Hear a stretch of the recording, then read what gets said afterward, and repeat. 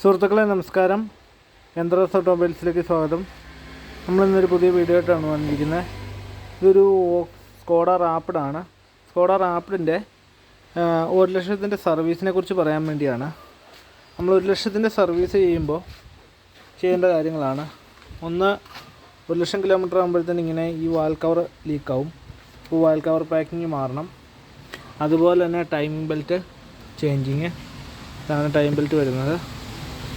Maximum time ബെൽറ്റും എല്ലാ സാധനങ്ങളും original ഇടാൻ ശ്രമിക്കണം. ഇല്ലെങ്കിൽ ഡ്യൂപ്ലിക്കേറ്റ് ഇട്ട് കഴിഞ്ഞാൽ കംപ്ലൈൻറ്റ് വരാവുന്നതാണ്. പിന്നെ ഇതിൻ്റെ ഇവിടെ വരുന്ന തെർമോസ്റ്റാറ്റ് മാറും.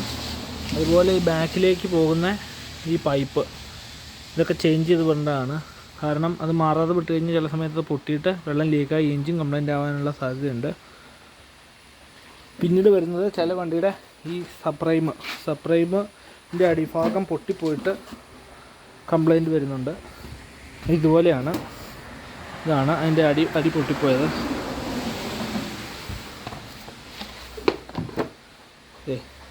ഇതൊരു വാൽവാണ്.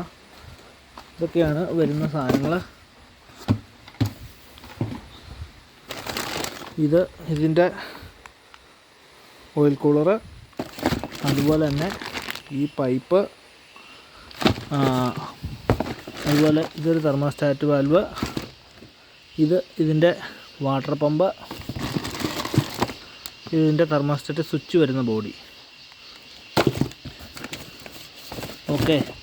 പിന്നെ ബ്രേക്ക് പാഡുകൾ, അതുപോലെ തന്നെ എൻഡ്, അങ്ങനെയുള്ള സാധനങ്ങൾ കംപ്ലൈൻറ്റ് ഉണ്ടെങ്കിൽ ഇതെല്ലാം ചെയ്യണം. പിന്നെ EGR, ബാക്കിലാണ് ഇരിക്കുന്ന EGR ക്ലീനിങ്.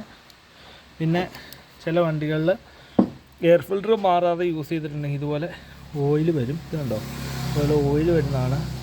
സക്ഷൻ ചെയ്യുമ്പോൾ ഈ ഓസ് വഴി ഓയിൽ ഇങ്ങോട്ട് വലിച്ചു കയറ്റും.